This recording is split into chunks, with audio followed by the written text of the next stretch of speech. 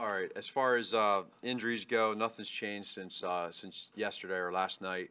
The players will be in later on today, so we'll get our injury report out later on when they get in here. So no changes there. Have not gone back and watched the tape, so we're on to Detroit. So that's what I saw last night was what I saw, and we're moving on here to Detroit. Players are going to be here later. You guys doing some kind of walkthrough or? Yeah, we'll have whether it's a walkthrough or just staying in the classroom and just seeing how they are physically, mentally. We got to take care of them right now. That's the number one thing, is to make sure these guys are taken care of, see where they're at physically, and then mentally they'll be good. But really just send home the message of here we go. It's right back at it. Enjoyed it last night. It was fun. It was a great win. Proud of the guys. Heck of a team we played against. Great coaches, great players. And but just like that, it's on to the next one. As a coach, does it feel weird to not have watched the film the day after a game? No, it doesn't. It's this is. I mean, I've been a part of these before, where you have these short weeks, and you don't have enough hours in the day. I mean, you're here early in the morning, and that's in the past. So we'll go back to that we'll have some time here after the Detroit game. We'll have a little mini bye, so that's where you catch up on it. Lifestyle change this week at all? Are you in here later? Or? No. We actually, what I think is more important is to be fresh as coaches and try to catch up on some sleep when you can. We want to work smarter, not harder, and I think we want to be at a point where the same thing with the players. I mean, the players we're going to take care of. I want to make sure our coaches are taken care of too. What's a lot of sleep for you guys this week? This week? Oh, I don't know. Probably the same as every week. Depends on the coach, 4 to 5 hours. Matt, at 7-3, as a head coach, what is the biggest challenge of managing success? Well, the challenge of managing the success for us has started from the very beginning, and not just the success, but the low parts of the season. So, to me, it's really no different. Our guys, I wanted them to enjoy every part of that game last night, and then at the end of the game, I wanted them to soak it all in and have that feeling. We grew stronger. We became closer last night in so many ways. I'll continue to go back to just from me standing back on the sideline, watching the guys go out and support Cody after he made that kick, and then seeing the way they reacted to him when he broke the huddle down in the post game. It's genuine, and that's who we are. We're a family, and that to me is what I pulled from this thing. Just our guys bouncing back from adversity, our team working together.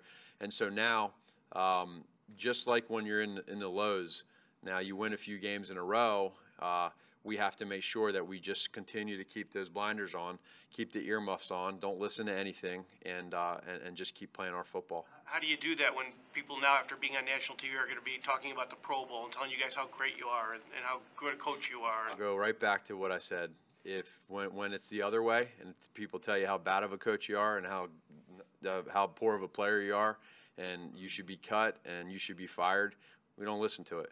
So it's the same thing when you're having success. You don't listen to it. You understand both sides, but we worry about what's said in this building. What do you hope Mitch takes away from his game last night? Just for him staying completely composed throughout the entire game. Challenging defense that presented a lot of different parts to the game. That gave them different looks. They're good at what they do. Not every play was perfect by myself and by the players. He never got rattled, not at all. And he continued to stay very composed. Next play mentality, nothing changed. Never got too high, never got too low. I don't think we asked you about it after the game, but the pass that Rhodes knocked down on the 3rd and 3, where he almost picked it off, just without the benefit of film review, what did you see from that on the side? Yeah, so that was there was some man zone concepts in there, and both our wide receiver and Mitch were a little bit off base on what they thought the coverage was. Matt, how has your play calling evolved a little bit in terms of complementing or knowing that you have such a good defense on the other side? How has that kind of impacted what you've done? Yeah, it's at times you keep it in the back of your mind, knowing kind of field position wise where you're at. But it's hard for me because I just always, in my mind, I always want to try to get those touchdowns. And I'm under Coach Reed, I've never been raised that way to think that way, never. And so you do need to realize that and understand that you have a really good defense. And a fumble in the red zone yesterday, right? You get a fumble. That's tough because with our defense, the field position is such a huge part of this. And with our punter, Pat is punting very well right now and keeping great field position, keeping teams backed up. That's an advantage to us because our defense usually and I think they're leading the league right now in teams getting into the red zone. And so anytime you have a turnover in the red zone, that's hard on our defense. And yesterday they did a good job of holding Minnesota to field goals. Matt, explain the thought process behind that, behind trying to go for two a couple of different times. And from the outside, that looks like a reflection of your confidence in Cody going into the game. Well, Not the case. no, there was a plan behind it. I've always, if you were to ask, all the coaches in the NFL, the head coaches or coaches in general, do you vote for going for two or kicking the extra point? Right now, I'd raise my hand and say going for two. But there's also, you got to be able to understand the numbers behind it. There is there's a small differential between going for one and going for two, and it just depends who you are. If you're an aggressive person, you like going for two, or you feel good about the plays that you have in there, then why not? And that's kind of the route. We felt good about the plays we had, and then I'll tell you, they played good defense on the first one, and they switched it off in coverage, and that was a throw that we didn't make too many times in practice. And so between Bellamy and Mitchell making that throw, that's players making plays. You missed 2 extra points the week before. Yeah. Does that nudge you in the direction of being more aggressive? Sure, but I don't think it's.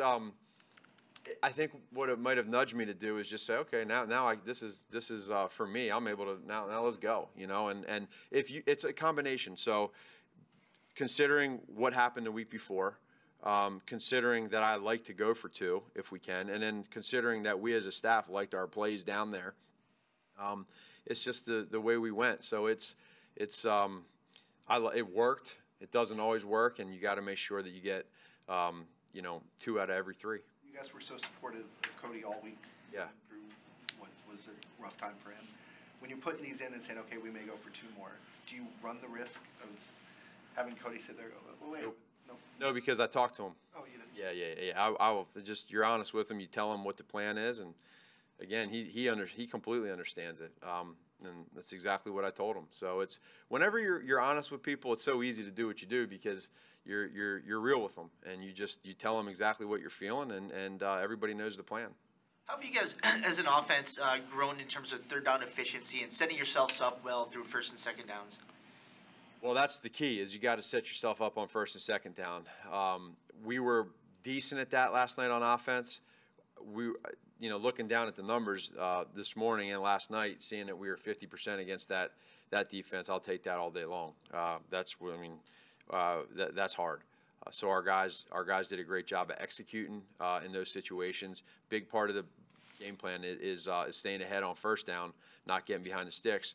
And there was a couple times where we did get behind the sticks and we recovered. Mitch's third down completion, Allen Robinson, in the fourth quarter, he looks right and looks left. Is that a matter of him looking off Harrison Smith, or was there? No, that's pure progression. Pure progression. Yep, PP. Remember I told you guys that? Pure progression. That's what that was.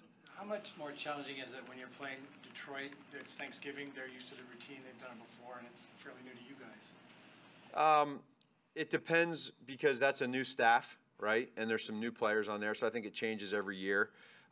For us, it's going to be new for us. We haven't been through this before. I don't think there's many coaches or players that have ever been through a Sunday night game to a day game on Thursday. But that's what it is. So we'll just handle what we can handle, prepare as we prepare, and they're on a short week too. So there's no advantage or disadvantage either way. On Mitch's 2 interceptions, it looked like he could have had 2 guys maybe in the flat on checkdowns. Like it was Cohen and Broniker. Is that something? Did you like the decision making he made on those plays, or was that one where you might have him the touchdown to check down? Of the 2, the first one, he thought maybe he could squeeze it on in there. We made that throw a few times in practice. The kid made a great play. When you look at it in the end, you see 3 guys, corralling around the football, and but again, to the safety's credit, made a nice catch. And then the 20/20 hindsight is, yeah, it looks wide open when you check it down, but I can't fault them for that.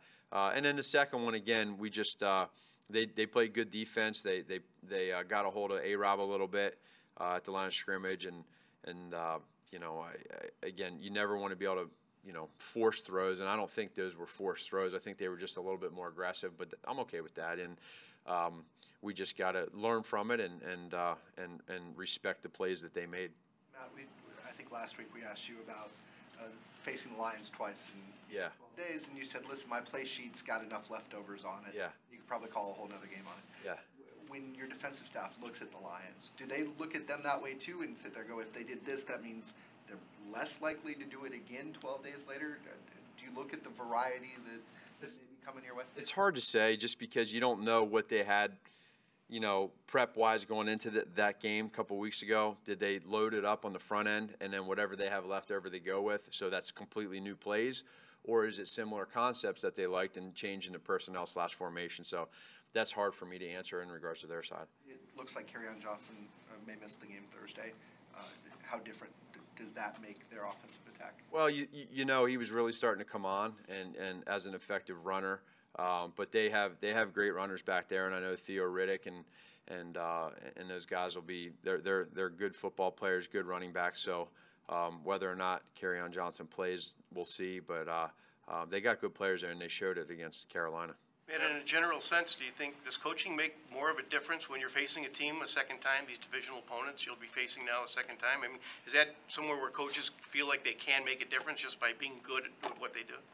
Well, you always hope that in every game. You know, this one here, when you just played somebody a couple weeks ago, there's that fine line between, you know, chasing the cat's tail as to what you think they're going to do or what you saw, or they think you're going to do this, so you do this and you do that. And again, just for us, let's just control what we can control. We have a game plan. You know, we already kind of talked about what we wanted to do for these 2 out of 3 weeks against Detroit.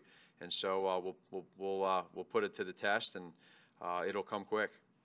I think they only had 2 hits on Mitch last night. What were some of the things you saw from him and the offensive line to kind of help with that? The offensive line, from what I saw last night, was they were really solid. There was one protection, one missed assignment, or you know, one-on-one that we lost, and early in the game had a sack. But other than that, it was solid across the board. I mean, those 4 D linemen on that team right there are powerful. They work really well together. So you walk out of that game and with that statement that you just said, I'll take that all day long. Mitch's elusiveness, as the game goes on and he's scrambling for those first downs, did you feel on the sideline the kind of frustration brewing and some of those defenders? Yeah, because you know that I mean, I've been on the other end of that, and so when you feel like you have stuff locked down and covered, and all of a sudden that extra guy makes plays with his legs, there's certain defenses that you can't run, and then there's just sometimes you know, he's doing really well right now of making sure that he doesn't look to run all the time, but when he needs to, he tucks the ball and he goes, and he's protecting himself. And that's a weapon for us that we want him to, you know, we don't want him to pull back on that. Keep doing it when he sees it. Matt, are you starting to see any detriment to the early bye at this point? And are you concerned, are you aware of like wear and tear on your players as you get to these 6, 7, 8, 9, 10 games in a row? No, we've done a good job at taking care of our guys, limiting our reps as we go. We have a plan going forward. We had that bye early on. We needed that with the 5-game preseason. Now we're going to get another mini bye here after this Thursday game, which will be nice for everybody. So we'll freshen back up, we'll get healthy, have a nice little bye, and then got another stretch here for the end of the year. I know you didn't watch the film. What did you think of Akeem Hicks's performance? Well, I mean, you could feel it. You could feel it. For him to really, you know, play the way he played, we knew he could, you know, do well. He's been that way all year long. He's a big man. He's powerful, and when he turns it on, he's tough to stop. Yeah, gosh, it crushed me. It absolutely crushed me. I was in the hotel yesterday working on my call sheet, and I saw the news on the TV, and you know, that's my guy, and it just was to see him getting carted off with the injury, and just, you know, there's not a lot of people in this profession that work like Alex, that treat the game like Alex, that do things the right way, and you know, he'll bounce back and he'll come back better and stronger. But right now it's tough, and you know, I sent him a text, and I know I'm sure he was going through surgery at that time, but it's just, to me, it's so weird, the fact of just the coincidences of you know, the day that it happened to Joe Theismann and the team and the position and then the score, I think, right? Same score. Just weird. But he has a you know, strong family to support him, and I know he'll be back stronger than ever. Thank you, man.